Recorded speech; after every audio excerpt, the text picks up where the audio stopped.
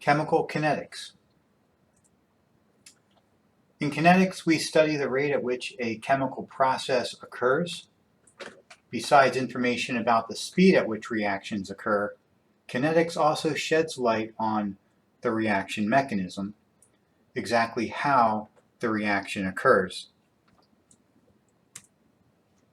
Factors that affect reaction rates: physical state of the reactants.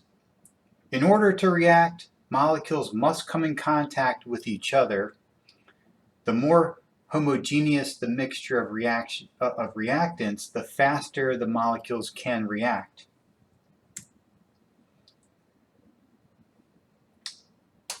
Another factor that can affect the reaction rate would be the concentration of reactants.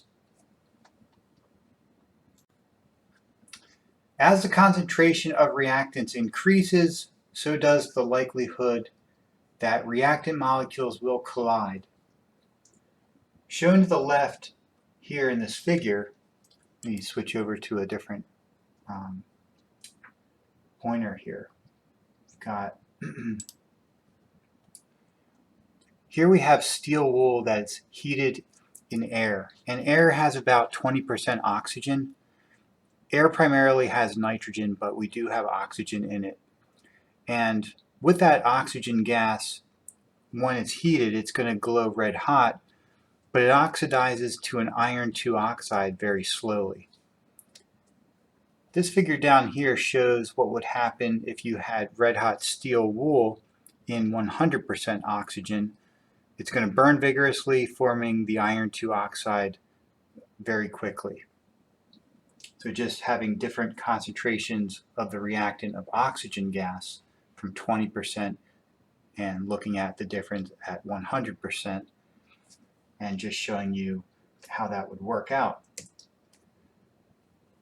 The next one is temperature as another factor. At higher temperatures, reactant molecules have more kinetic energy, they move faster, and they collide more often and with greater energy. You can have a presence of a catalyst. Catalysts speed up reactions by changing the mechanism of the reaction. Catalysts are not consumed during the course of the reaction. Reaction rates, because we're going to now switch gears. Let's take a look at this figure. Here you have 3 flasks. Well, they're actually the same flask, but it's just a time curve where this one on the left, you're starting at 0 seconds, and then that's an elapsed time of 20 seconds and then 40 seconds. So again, it's the same flask, just changing through the time by 20-second intervals. But here, as we start out, you're starting out with 1.00 moles of substance A, and you have 0 moles of substance B. Mole A is, substance A is, they're just going to be represented as red dots, and substance B would be represented by blue dots. And as you can see, as you get to 20 seconds into it in the second figure, you've dropped your number of substance A molecules, so you're down to 0.54 moles, and you've increased the number of substance B to 0.46 moles. And then finally, at 40 seconds, you're down to 0.3 moles of A and 0.7 moles of B. So you're just increasing the number of B and you're losing the number of A. Rates of reactions can be determined by monitoring the change in concentration of either reactants or products as a function of time. So you're going to notice that in experiments, if you wanted to know the rate of reaction, you could look at basically the reactant decaying over time, or you can watch the product increase over time. So you have 2 options there. Here is a C4H9Cl, also known as butyl chloride, and it's an aqueous in the presence of water, liquid, and the reaction is going to go forward where you're going to have a butyl hydroxide aqueous plus HCl aqueous. And this table shows us rate data for reaction of the butyl chloride with water. First column, you have time in seconds, and it's going by intervals of 50 seconds. Second column, you have the concentration of the butyl chloride in molarity. And it starts out at 0.1000 molar, but after every 50 seconds, you can see that the concentration of it goes down. And then over here in the last column, you have average rate. In this reaction, the concentration of butyl chloride, C4H9Cl, was measured at various times. The average rate of the reaction over each interval is the change in concentration divided by the change in time. So you have an average rate is equal to the delta C4H9Cl. Now remember, when you have delta, it means the final condition minus the initial condition. And you want to divide that by the change of temperature. When I see the delta sign, I can use the wording change of.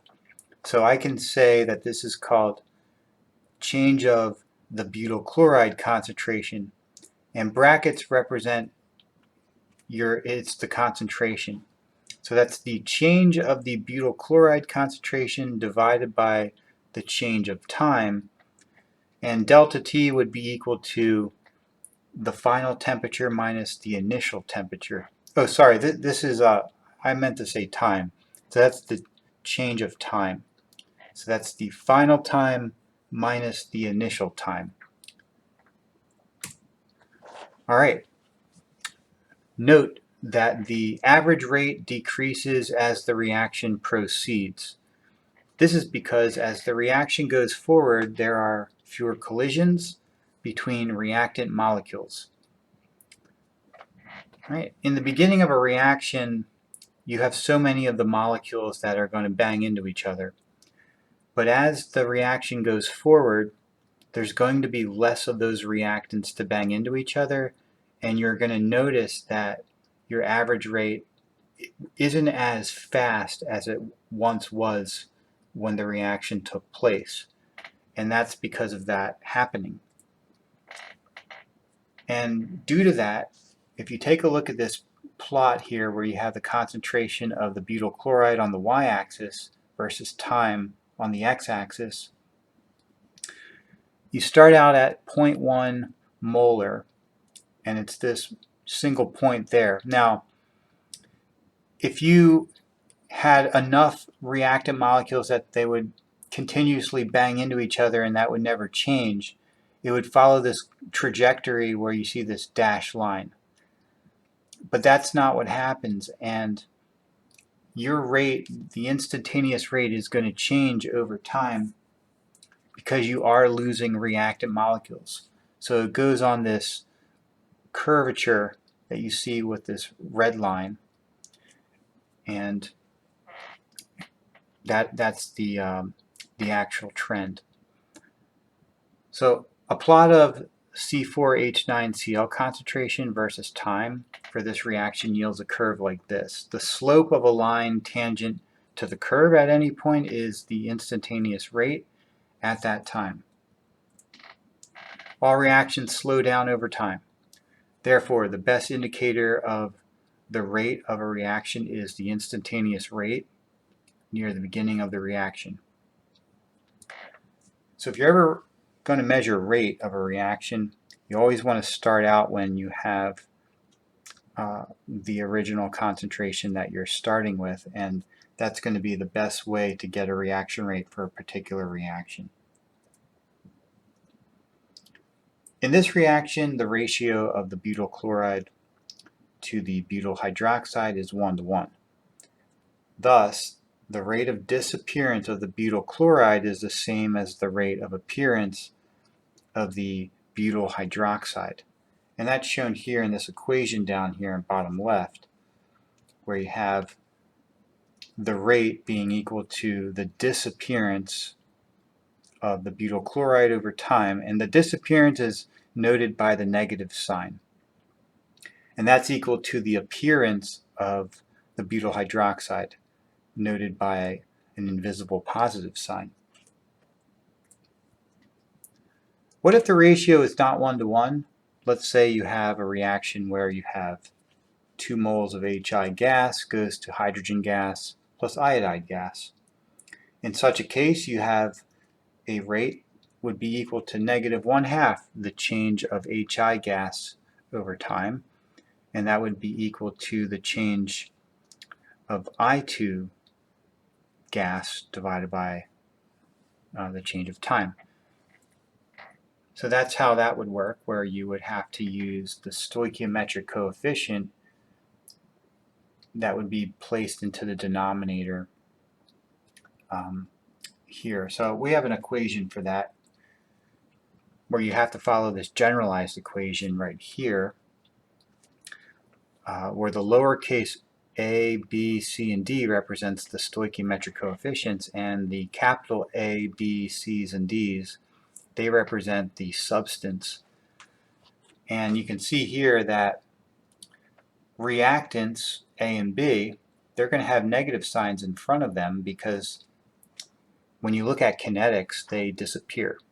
And products appear in kinetics reactions C and D, so they're going to have positive signs. But stoichiometric coefficients are going to be in this equation as 1 divided by the lowercase letter in all of them. So if you go back, if we take a look at the 2HI, that 2 is a stoichiometric coefficient for HI. It's a reactant, so it disappears. So you want to be saying that the rate is equal to the negative 1/2 of the change of HI divided by the change of time. All right, so again, negative sign represents disappearance. 1/2 representing that the 2 came from the stoichiometric coefficient, becomes the denominator here. And if you wanted to look at the rate of the I2 formation, right, there's a stoichiometric coefficient of 1, and it's appearing, so it's plus value. The plus value is already there. It's 1 divided by 1. You don't have to write that because that's equal to 1. And that's how you can write that. Now you could also write that this is equaling the appearance of the hydrogen gas concentration, where you would say also equals delta H2 in brackets divided by delta T. Right, so this is an equation you can write down on an index card for an exam. Concentration and rate. One can gain information about the rate of a reaction by seeing how the rate changes with changes in concentration.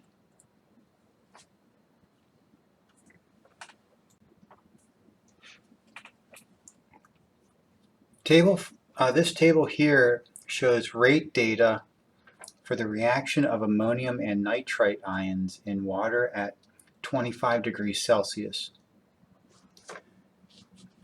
NH4 plus represents the ammonium ion, and NO2 minus represents the nitrite. So just to give you some, just putting ions and names to them. But if you take a look, you have in column 1 different experiment numbers. So essentially there was a chemist who ran 6 different experiments, and in each of the experiments there was like a 1-point change from the experiment that started. The first experiment was NH4 plus concentration being 0.1 molar. You have 0.2 molar on nitrite, and they observe a rate here, an initial rate of 5.4 times 10 to the negative 7. But when they get into experiment 2, there was a 1-point change. They doubled their ammonium ion concentration to 0.02, and they maintained the nitrite concentration to 0.2. And they took a look at their initial rate, and it became 10.8 times 10 to the negative 7. Now, that's like doubled of the rate from what they had from experiment 1. If you take a look at experiment number 3, this has now been doubled from experiment 2. So that's that 1 point change I was mentioning. And then in experiment 4, they're using 0.2 as the initial NH4 plus concentration.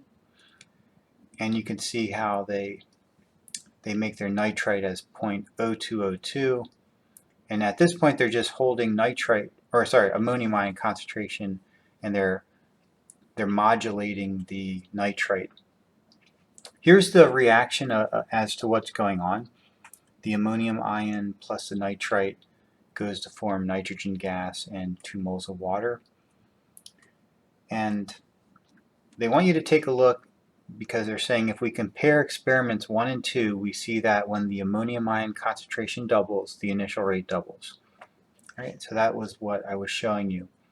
The 0.01 to 0.02, this is a doubling that the experimenter did, and what they saw was that this observed initial rate had doubled. And likewise, when we compare experiments 5 and 6, we see that when nitrite concentration doubles, the initial rate doubles. So if you take a look at 5 and 6, ammonium ion is the same, but they're doubling the nitrite, 0.0404 to 0.0808. That's doubled. And if I look at the observed initial rate, you go from 21.6 to 43.3. That's doubled. This means that the rate, and this symbol means proportional to, the rate is proportional to the ammonium ion concentration, and rate is also proportional to the nitrite ion concentration. So therefore, rate is proportional to the ammonium ion concentration times the nitrite ion concentration, which when written as an equation becomes rate is equal to lowercase k, being just a rate constant, it's a constant value, times NH4 plus times NO2 minus. This equation is called the rate law, and lowercase k is the rate constant. Every reaction is going to have their own rate law if they're following kinetics. So you've got this little expression to set up, and a rate law shows the relationship between the reaction rate and the concentrations of reactants. The exponent tells the order of the reaction with respect to each reactant. And since the rate law is rate equaling lowercase k times NH4 plus times NO2 minus, the reaction is first order in NH4 plus, and it's first order in NO2 minus. All right, that's the order of reaction. Now, orders of reaction could be 0 order, first order, or second order. And that just gets into the mechanism as to what's going on molecularly. We're going to get into that. And that's the order, though, per substance. But if you wanted to take a look at the overall order, they call that the overall reaction order. And that can be found by adding the exponents on the reactants in the rate law. The exponent here would be a 1, and there would be a 1 here. So if I add 1 plus 1, that gives us a value of 2. And that's why the reaction becomes second order, because it's 1 plus 1 is equal to 2. 2 being the second order for overall. Integrated rate laws. Using calculus to integrate the rate law for a first order process gives us natural log of substance A or reactant A sub T divided by reactant A sub 0 is equal to lowercase or negative lowercase k times T. Right, you want to go ahead and write these equations down. There's going to be more equations coming up, but this is the first of the series. Go ahead and write that down in your index card. A sub 0 is the initial concentration of A, and A sub T is the concentration of A at some time, lowercase t, during the course of the reaction. Now, if you manipulate this equation, it produces, well, this was what the equation was that we just went over, but by manipulating it, you can turn it into a form of y is equal to mx plus b, where you know that from algebra that gives you a straight line in a two-dimensional plot. And that manipulation would be natural log a sub t is equal to negative lowercase k times t plus natural log a0. And by doing that, we could set the axes for y and for x in replacement using, for example, if we make the y-axis become natural ln a sub t, we can make that the y-axis. And we can make time be the x-axis, and we can make a plot of that. And if we get a straight line, then we know that the reaction rate was behaving using this kind of first order rate equation. So therefore, if a reaction is first order, a plot of the natural log of A versus t will yield a straight line. And the slope of the line will be negative k, because that was lowercase m in the y equals mx plus b equation. Go back and show you that. Negative k would be the n, and that's your slope. Right, this is a molecule here called methyl isonitrile, top left. In the bottom left, there's a conversion it can undergo where it becomes acetonitrile, where this is a nitrogen, this blue sphere, and the black sphere is carbon, but they can flip. So you can see in the methyl isonitrile, the nitrogen is the central atom, but then in acetonitrile, the carbon is the central atom, and basically the CN can do a flipperoo. Consider the process in which methyl isonitrile is converted to acetonitrile.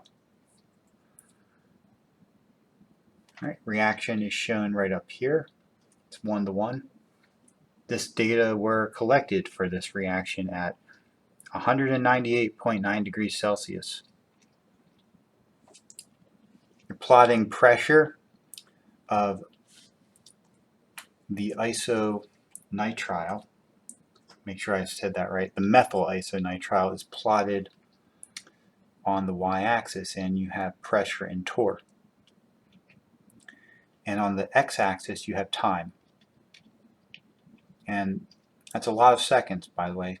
10,000 seconds, 20,000 seconds, 30,000 seconds. But what you notice is that at this reaction temperature, 198.9 degrees Celsius, over time, the pressure is being lost for the methyl isonitrile, and it's just simply going in this little, it has curvature to it. However, if you took the natural logarithm of the pressure for the methyl isonitrile and you plot that versus time, what happens is this curved line becomes a straight line. And that follows the form of the equation I was just showing you. Because what they were doing was they were creating this setup to see if you would get a straight line, and you did. And this idea of showing that you could make a straight line meant that it follows that behavior, and it's following accordingly to that equation, and that means that you have a first order equation. That's what we're trying to do. We could figure out the mechanism of these reactions by just simply using math and seeing if they obey these predefined equations that have been figured out by previous scientists. Okay? When natural log of p is plotted as a function of time, a straight line results. So therefore, the process is first order. Lowercase k is the negative of the slope, being 5.1 times 10 to the negative 5 per second. Now we're moving into second order processes. And if you've noticed, I mentioned earlier that you could have a process that was zero order, but we're not going to cover that in this slide set. So you won't need to know zero order for the exam, but there is a zero order just so that you know about that. So let's see here.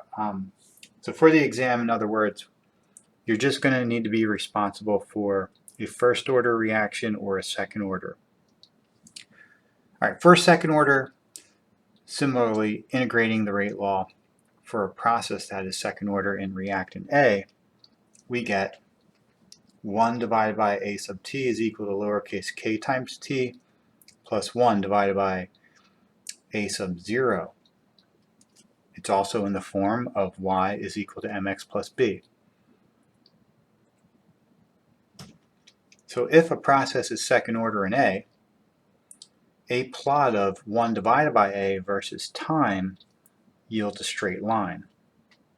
And that's key. You want to get that straight line if you can make this two-dimensional plot. And the slope of that line is lowercase k. That's the reactant, or that's your rate constant. Here's an example. The decomposition of NO2, nitrogen dioxide, at 300 degrees Celsius is described by the equation NO2 gas goes to NO gas plus 1/2 O2 gas, and yields data comparable to this table. At 0 seconds, you have 0.01 molar of NO2. That's substance A. And you're going to go in time interval increments of 50 seconds where they're taking a look at the recording of the NO2 concentration. So here you're noticing a decrease in NO2 concentration for every 50 seconds. In this plot, in this figure, I had to change a plot which was originally on this side of the screen, and I deleted it just because there was a little bit of a typo found in this bullet note. And well, there were two bullet notes and I had to delete one and reword this one, so that's what's going on here. But the correct way is what I have here shown, plotting the natural log of the NO2 concentration versus T. It actually yields a plot that is not a straight line, so the process is not first order in the A concentration. And then coming over to this slide, there used to be a natural log written here and I deleted that. That was a typo as well. But when you graph 1 divided by the NO2 concentration for this data versus time, however, you're going to get this plot here to the left, and you notice that you have a straight line. That's good news because then you could correlate that to a second order process. Because this is a straight line, the process is second order in A because it's following, by going back, it's following this equation that you see here where this is like y equals mx plus b.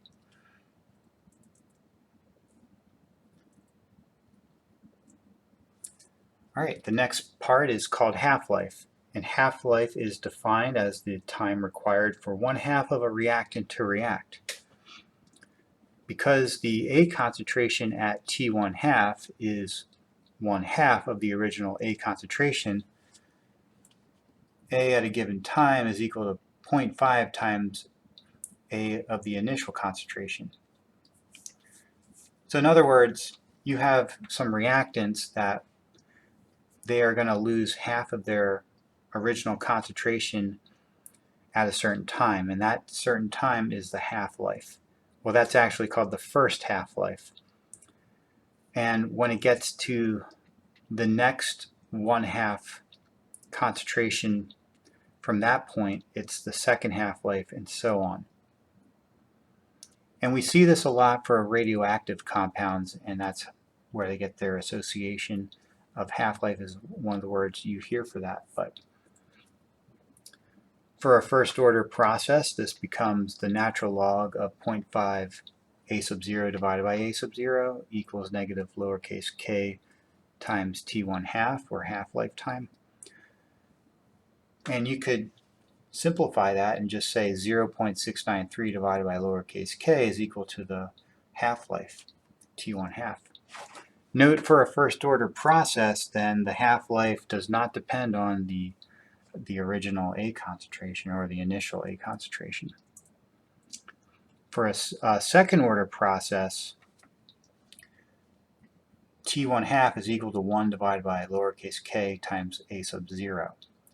Right, so you want to write this equation down for the half-life if it's a second order process, and then going back, you want to go ahead and write down this equation for the half-life of a first order reaction.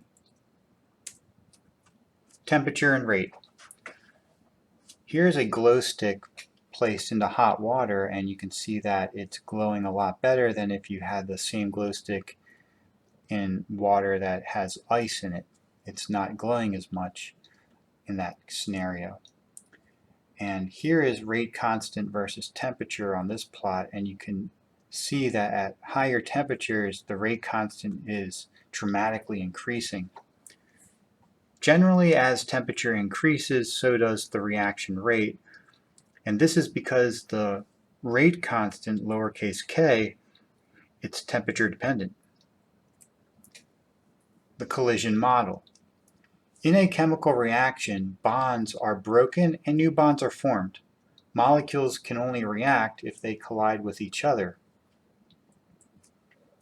Furthermore, molecules must collide with the correct orientation and with enough energy to cause bond breakage and formation. In this first figure, you have a before collision experience where this green sphere is going to hit this molecule. So it's just a one atom kind of, I guess, it's just an atom that's going to hit a molecule. And when the collision occurs, there is a particular reaction where one of the atoms of the molecule join on to that original atom that went for the collision. But in the second figure, you notice that the collision experience will take place with that same green sphere, but now you have, they're just showing you a red sphere, orientation is facing this green sphere, collision occurs, but there isn't any kind of abduction or stealing of an atom from the molecule. There's just a bouncing break, or how can I say it? There's just a collision, but there's no chemical reaction because it was in an improper orientation for that to happen. All right, there's a term called activation energy. In other words, there is a minimum amount of energy required for reaction. The activation energy, known as capital E sub A. Capital E is energy, and the lowercase a right there, that would just be activation. Now, just as a ball cannot get over a hill if it does not roll up the hill with enough energy, like this golfer is doing as he is putting, a reaction cannot occur unless the molecules possess sufficient energy to get over the activation energy barrier. Here's a reaction coordinate diagram. Now, what that means is that you have a two-dimensional plot having energy, potential energy on the y-axis and reaction progress on the x-axis. And the reaction progress, or x-axis, it's kind of like time, but So if you're going closer to the origin of 0 time, you're basically beginning with a reactant, and as the time progresses in the reaction, you are changing, the molecule is undergoing a reaction so that at the end it should get to the product. So this is the reactant, and then here at the end this would be the product. And then these forms are intermediate states that the reactant would have to go through in order to get to the product. So the word progress, it just means that that has a time component involved, but it's the time component for this is going from left to right of a reaction arrow. We call that a reaction progress. And this whole plot is known as a reaction coordinate diagram, and they're used in kinetics. Okay, it is helpful to visualize energy changes throughout a process on a reaction coordinate diagram like this one for the rearrangement of the methyl isonitrile. That was that molecule that we talked about earlier where the nitrogen and the carbon can do a switcheroo.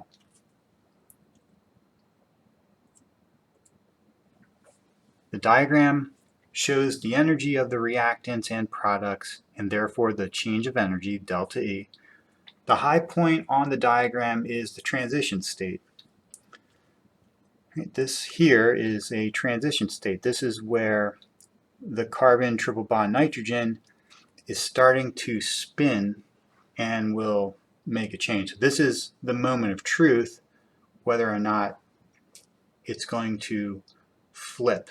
And there is a lot of energy that you need to get up that hill, and that's why from the reactant orientation of molecule you really have to apply energy. Now that energy could come from collisions and or temperature that just increases how that molecule is going to get up to this amount. Like you need that kind of energy so that this molecule can look and turn into this form, the transition state.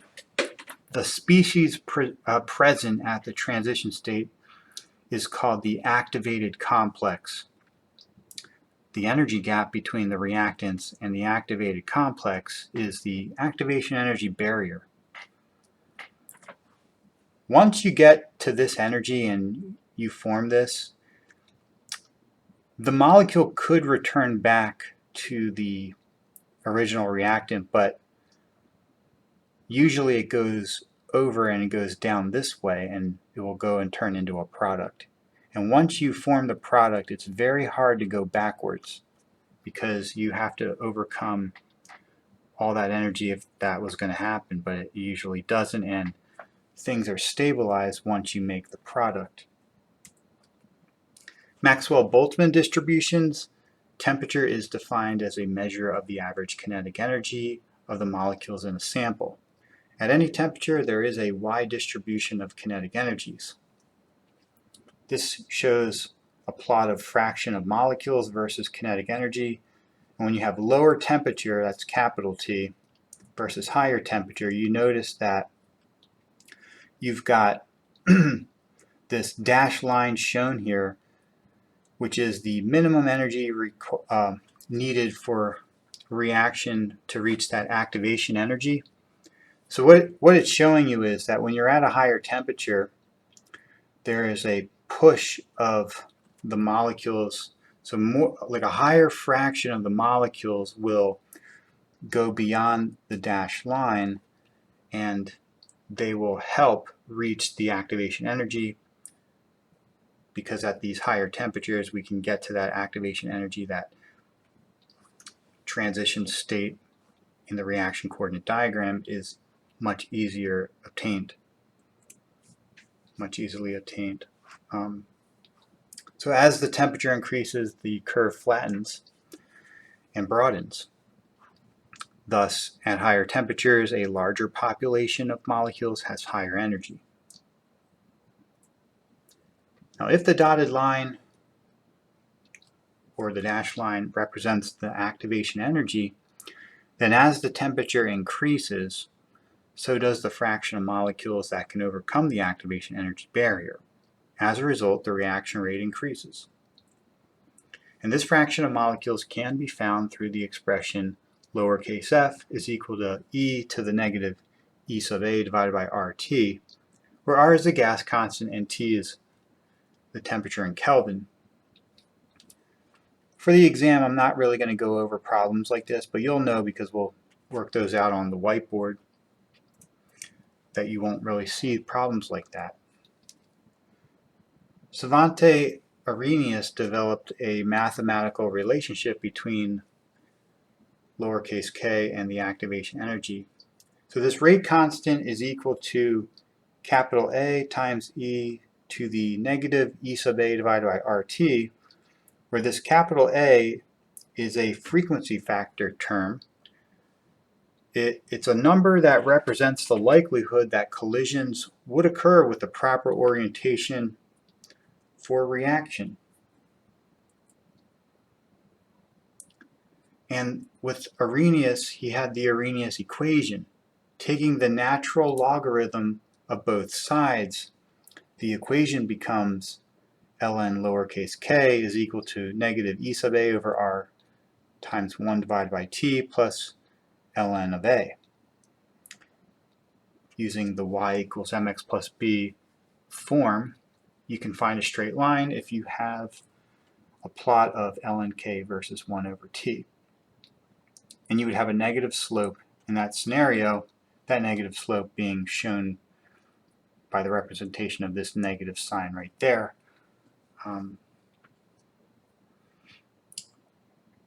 Basically just the slope would just give you a value. Well, it would end up being a positive value because you have the negative a over r. So ultimately it would just be viewed as a positive value once you work the numbers out. But so therefore, if lowercase k is determined experimentally at several temperatures, and the several temperatures would be plotted on the x-axis here, as you can see is like a reciprocal, e sub a can be calculated from the slope of a plot of ln k versus 1 over t. All right, moving along, we have reaction mechanisms. The sequence of events that describes the actual process by which reactants become products is called the reaction mechanism. Reactions may occur all at once or through several discrete steps, and each of these processes is known as an elementary reaction or elementary process. And there's a term called molecularity, and the molecularity of a process tells how many molecules are involved in the process. For example, if you have a molecularity of unimolecular, it just meant that there was one substance that would have the collisions. So in this case, it's substance A, and only substance A would bang in. Well, in this case, it would just degrade. It would just degrade on its own and would disappear and form a product. And that's shown here in this reaction. A bimolecular would be that two A molecules would collide, and then you would form products from that. So that's different than unimolecular A, where in this case it's a decomposition, but in this case it's more like you have collisions happening that they must have, and that's a mechanism there. You can have a bimolecular reaction where a substance A has to collide with a substance B in order to form products. There could be one where it's termolecular, having three A molecules colliding to form a product, or you could have two A's and a B, you could have an A, B, and C. And the uniqueness of that can be explained by what you observe from the rates that you observe by simply changing concentrations that I showed you earlier. Multi-step mechanisms. In a multi-step process, one of the steps will be slower than all others. The overall reaction cannot occur faster than the slowest. The slowest is called the rate determining step. Now this is showing you an example of a toll plaza that you would have on a highway. Think of like Route 95 if you're trying to drive to Philadelphia. You're going to have a bunch of toll booths when you get toward, just getting closer to Philadelphia, there's a lot of toll booths. And when you have a lot of cars on the highway, there is a flow, but then once you reach the toll booth, there's going to be a constriction there, and if you look at the overall flow, that's kind of like a reactions rate, and the rate of all those cars are going to slow down right at those toll booths, and that's kind of like what's happening at a rate determining step in a reaction. It's that you're hitting these toll booths. In this case, you have an example of NO2 gas and carbon monoxide gas that forms NO gas and carbon dioxide gas. There's a slow initial step. The rate law for this reaction is found experimentally to be rate is equal to lowercase k times NO2 concentration squared. Carbon monoxide is necessary for this reaction to occur, but the rate of the reaction does not depend on its concentration. This suggests that the reaction occurs in two steps.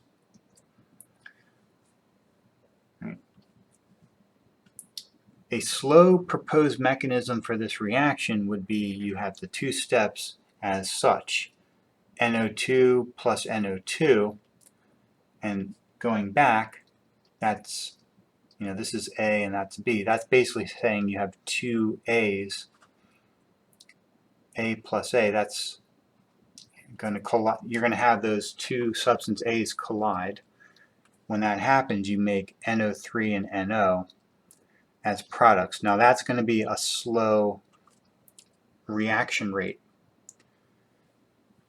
Then you take the NO3 and the NO, those were the products, and you're going to use them as reactants for step 2. So the NO3, well actually, sorry about that, you're just going to take, in this proposed mechanism, they're just saying, okay, well then the NO3 proceeds into step 2, and then you have the carbon monoxide, because that was important for the reaction. It's now going to have a collision interaction with the NO3, and when that happens you form the NO2 and CO2, and that's going to be fast.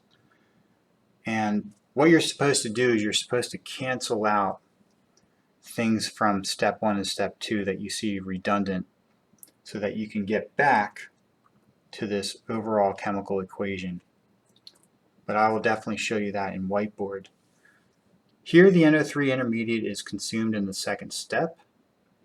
Right, so that's NO3 formed in the first step, NO3 being presented as a reactant in the second step, but then it gets consumed because it reacts with the CO. So that's why you don't see it in the products of the second step. As CO is not involved in the slow rate determining step, it does not appear in the rate law. Here's an example where you can have a fast initial step. Here is a scenario of 2NO gas plus Br2 gas goes to 2NO Br gas. The rate law for this reaction is found to be rate is equal to lowercase k times NO concentration squared times Br2 squared. Because termolecular processes are rare, this rate law suggests a two-step mechanism. Here you have a proposed mechanism where the two steps begin with step 1, NO plus Br2 has a double arrow going to NOBr2, and that can be very fast. The NOBr2 is carried over into step 2, and then it reacts with NO to form 2 moles of NOBr, and that's going to be where the slow step occurs. Step 1 includes the forward and reverse reactions. That's why you have the double arrows. The rate of the overall reaction depends upon the rate of the slow step. The rate law for that step would be shown right here. Rate is equal to k sub 2. That means the rate constant for step number 2, and that's going to be multiplied by NOBr2 concentration times NO concentration. But how can we find the NOBr2 concentration? NOBr2 can react two ways, with NO to form NOBr, by decomposition to reform NO and Br2. Right? So those are going to be the two ways. The reactants and products of the first step are in equilibrium with each other, and therefore rate of the forward reaction is equal to the rate of the reverse reaction. That lowercase f represents the forward reaction, and that lowercase r represents the reverse. So going back 2 slides, you see this double arrow, how you have this one arrow with the arrowhead going forward. That's the rate going forward. That's a lowercase f. Now this arrow going backwards would be the rate of the reverse. So that's the lowercase r.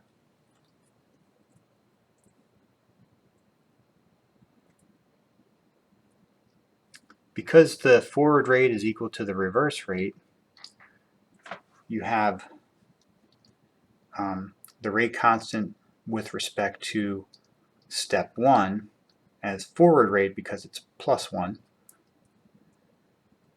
That's going to equal this expression for the rate law for the reverse rate for step 1. Reverse rate is represented by the negative sign here, and that 1 represents step 1. Solving for NOBr2 concentration gives us what we have written here, and substituting this expression for NOBr2 concentration in the rate law for the rate determining step gives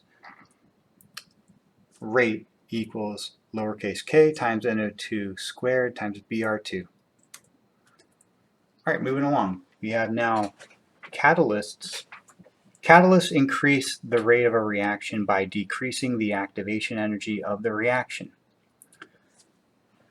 So if you look back here at a reaction coordinate diagram I showed you earlier about how reactants, they would have to go over this barrier called the activation energy barrier, and then they can form into their products as shown here on the red trace.